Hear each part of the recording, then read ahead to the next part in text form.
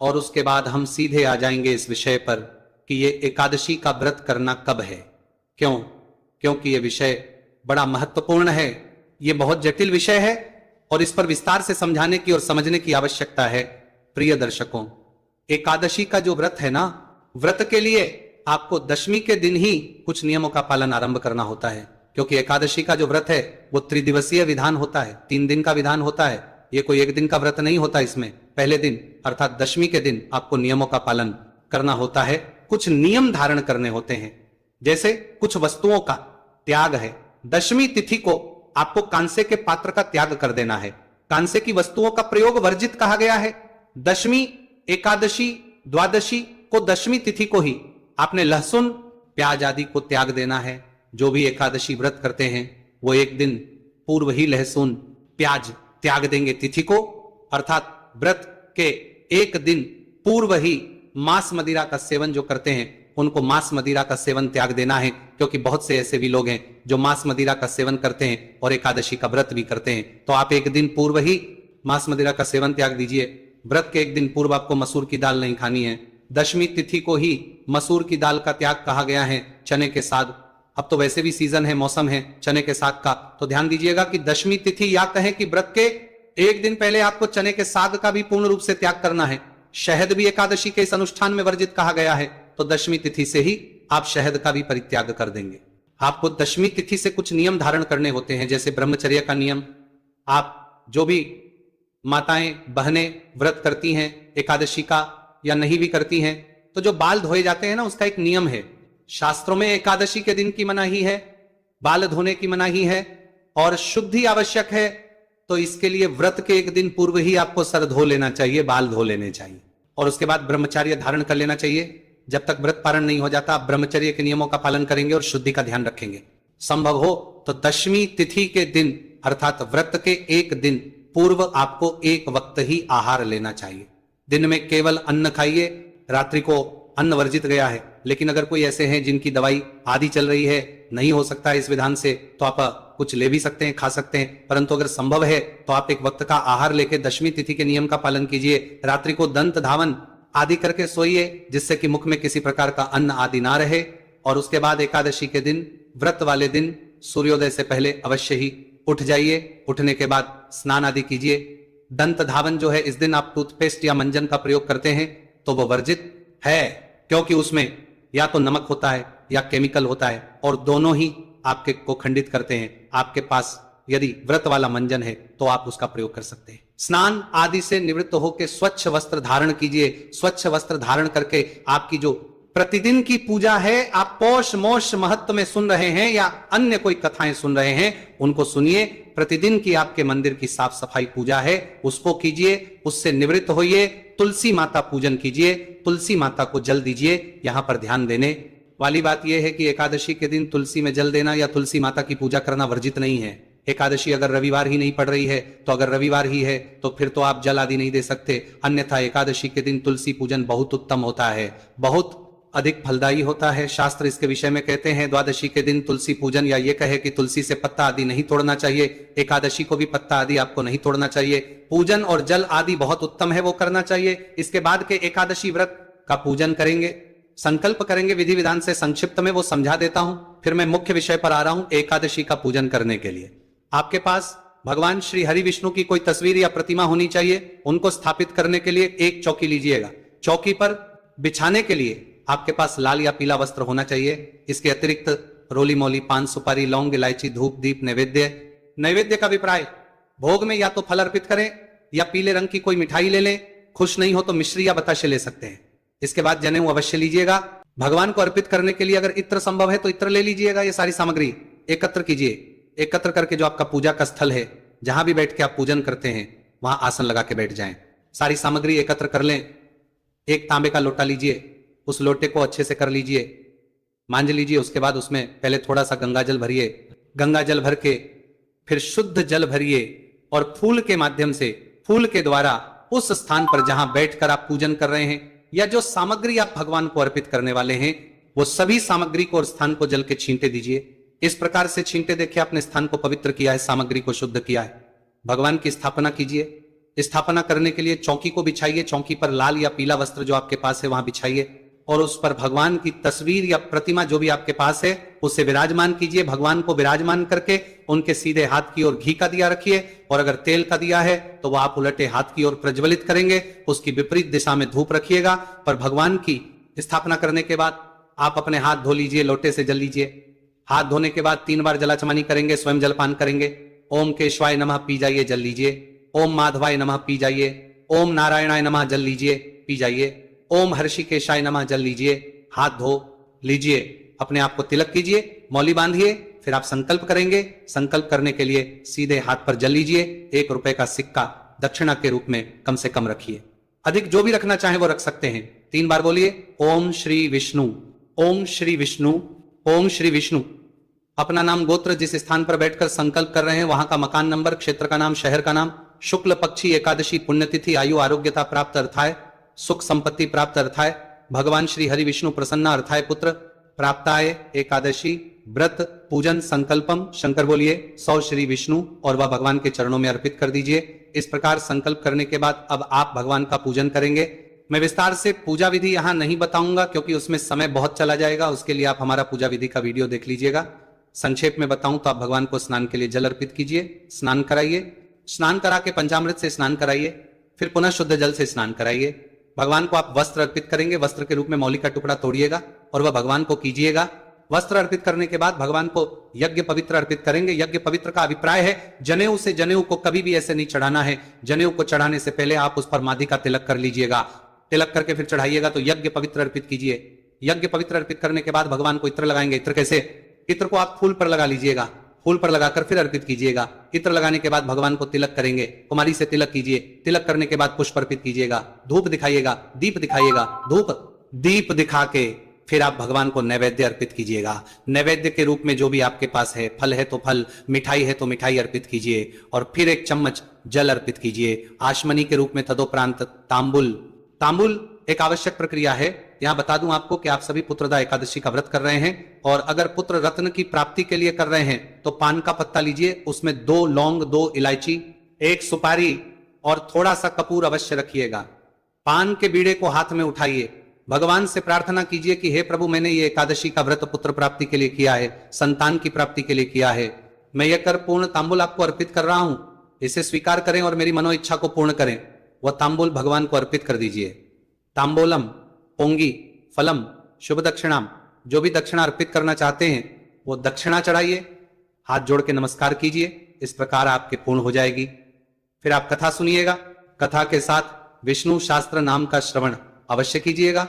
विष्णु शास्त्र नाम के बिना अधूरा है और हम आपके लिए कथा और विष्णु शास्त्र नाम दोनों एक ही वीडियो में रिकॉर्ड करते हैं आपकी सुविधा के लिए, तो उसको अवश्य देख लीजिएगा।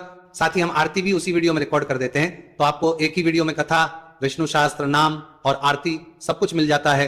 फिर आपको इधर उधर और कुछ ढूंढने की आवश्यकता नहीं पड़ती। इस प्रकार से कथा आप नियमों के अनुसार दिन को व्यतीत कीजिएगा, ब्रह्मचर्य का पालन करते हुए और सायंकाल को कीर्तन करते हुए। कीर्तन की बड़ी महिमा है, तो कीर्तन के लिए भी मैं आपके लिए हमेशा वीडियो अपलोड करता हूं, क्योंकि शास्त्र कहते हैं कि कीर्तन कैसे करना चाहिए। या तो वाद्य यंत्रों को बजा के, अर्थात ढोलक आदि बजा के, गा के और नृत्य करके, अगर कोई इस प्रकार से ना कर पाए तो पाठ सुन के या पाठ करके।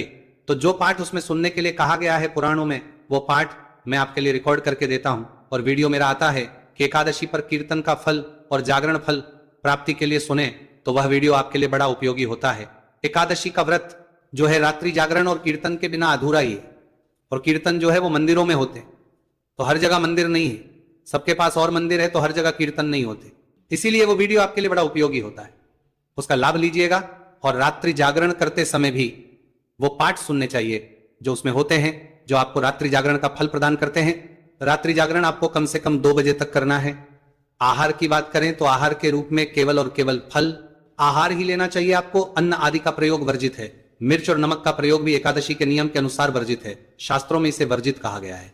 फल और दूध आप ले सकते हैं, एक ही बार लें, इसका प्रयास कीजिए, क्योंकि शास्त्र कहते हैं कि जितनी बार आप आहार खाएंगे, चाहे फल आहार ही ले रहे हैं, उतना ही आपका पुण्य जो है वो कम होता चला जाएगा।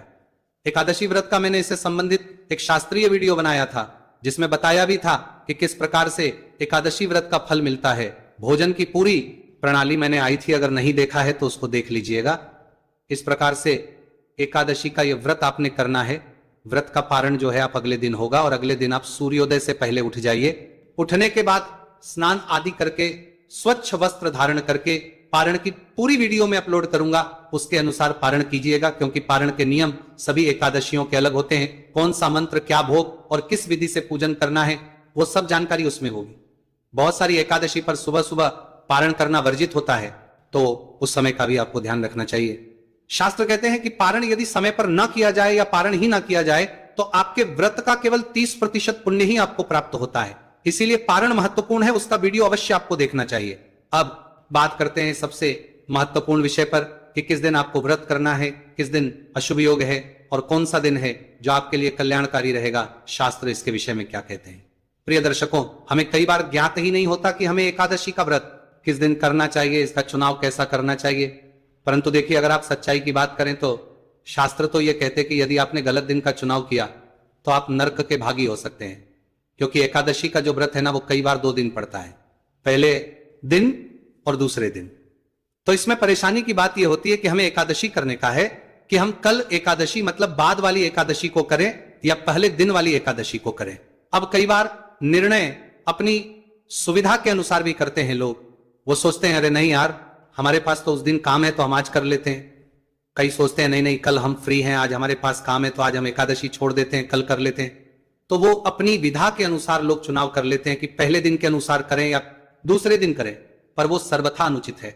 एकादशी का व्रत जो है ना, उसको निर्धारण का नियम है। शास्त्रों में लिखा हुआ है कि कौन से एकादशी व्रत को करना चाहिए और कौन सा सर्वथा त्याज्य है, सर्वथा त्यागा जाना चाहिए। अगर उस दिन करेंगे तो उसके परिणाम शुभ नहीं होते। तो अब मैं आपको बताता हूं कि शास्त्रों में इसके विषय में क्या कहा है, कौन कौन से शास्त्र में इसके विषय में क्या वर्णन आता है। सबसे पहले मैं आपको बताऊं तो एकादशी 2 प्रकार की होती है। एक होती है संपूर्णा, एक होती है विधा।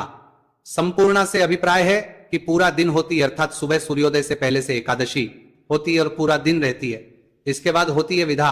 विधा से भी प्राय है, विधा हुआ जो तिथि दूसरी तिथि के द्वारा भेद दी गई है, जिसका वेदन हो गया है, अर्थात एक तिथि थी सुबह और उसके बाद दूसरी तिथि उसी दिन आ गई, ये विधा हुआ। कहते हैं अभिविधा हुआ। ये जो विधा है ये 2 प्रकार की होती है। एक होती है दशमी विधा, एक होती है द्वादशी विधा।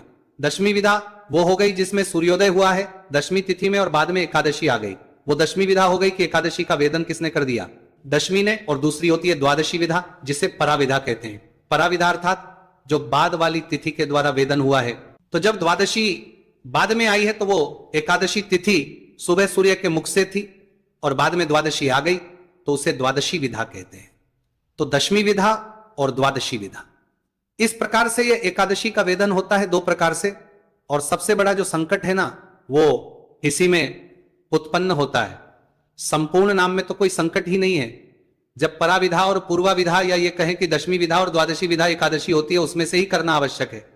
अब शास्त्र इसके विषय में क्या कहते हैं कि कौन सी एकादशी करनी चाहिए। शौर्य धर्मोत्तर ग्रंथ में आता है कि पूर्व विधा अर्थात दशमी से युक्त जो एकादशी है वह परित्याज है, उसका त्याग किया जाना चाहिए। शौर्य धर्म ग्रंथ आगे कहता है कि जो संपूर्ण एकादशी है या तो उस दिन व्रत करना चाहिए या जिस दिन द्वादशी युक्ता एकादशी है उस दिन यह व्रत किया जाना चाहिए। दशमी युक्त एकादशी सर्वथा त्याज है, उसका वास नहीं करना चाहिए। अब भविष्य पुराण की बात कहते हैं। भविष्य पुराण कहता है कि यदि 1 घंटा 36 मिनट पहले भी दशमी तिथि लगी हो, उसके बाद सूर्योदय हुआ हो, उसमें चाहे एकादशी आ गई हो, लेकिन उस दिन भी आपको व्रत नहीं करना चाहिए, उस दिन की एकादशी का भी त्याग करना चाहिए। केवल सूर्योदय नहीं, भविष्य पुराण ने तो 1 घंटे 36 मिनट पहले भी यदि दशमी है तो उसको भी दशमी विधा बताया और इसे सर्वथा त्याज कहा गया है। पद्म पुराण में लिखा हुआ है कि द्वादशी मिश्रित क्राया सर्वत्र एकादशी तिथि, अर्थात जो तिथि द्वादशी युक्त हो, जब एकादशी द्वादशी के साथ हो उसी एकादशी को ग्रहण करना चाहिए, वही ग्रहण करने योग्य है। द्वादशी युक्त जो एकादशी हो उसका आपको सदा उपवास करना चाहिए। नारद पुराण कहता है कि जिस समय बहुवाक्य विरोध के कारण संदेह उत्पन्न हो जाए, अर्थात सभी लोगों ने अलग अलग मत दे दिए कि यह कहता है इस दिन, यह कहता है उस दिन, जिस दिन बहुवाक्य हो गया तो उस दिन को, जिस दिन सूर्य के मुख से द्वादशी है उस दिन व्रत कर लेना चाहिए, सर्वथा उचित है। अर्थात जब कोई निर्णय ही ना दे पाए तो आप उस दिन एकादशी का व्रत करें जिस दिन सूर्य के मुख से द्वादशी है और त्रयोदशी में आपको पारण कर लेना चाहिए। और गौरी शंकर संवाद में वर्णन आता है जहां भगवान शंकर स्वयं कह रहे हैं कि हे पार्वती, जो मनुष्य दशमी विधा एकादशी का व्रत करता है उसका वर्णन है। नारद पुराण कहता है कि यदि कोई मनुष्य या कोई पुराण यह कहे कि यह ब्रह्मा के द्वारा लिखा गया है और उसमें लिखा है कि आपको दशमी विधा करना चाहिए, तो उस पुराण को ही झूठा मान लेना चाहिए। इतनी बड़ी बात साफ साफ नारद पुराण में लिखी है, तो इससे यह तो निर्णय हो गया कि आपको कभी भी विधा एकादशी नहीं करनी है, पूर्वा विधा एकादशी नहीं, पूर्वा विधा एकादशी नहीं करनी है।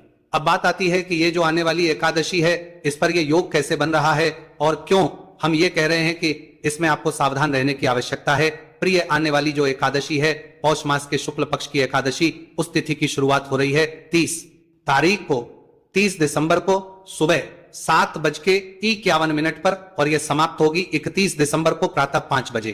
तो ऐसे में 30 दिसंबर को यदि आप व्रत करते हैं, 2 दिन हो गए 30 और 31, 30 दिसंबर को यदि आप व्रत करते हैं तो इसमें जो तिथि है ये सूर्योदय हो रहा है दशमी तिथि में, क्योंकि इस दिन सूर्योदय है 7:18 पर, 18 पर सूर्योदय है, अर्थात 30 तारीख को दशमी तिथि में सूर्योदय हो रहा है।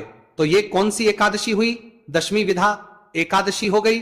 और दशमी विधा एकादशी सर्वथा है और गौरी शंकर संवाद के अनुसार यह नरक में ले जाने वाली है। इसीलिए 30 तारीख को भूल के भी व्रत नहीं करना।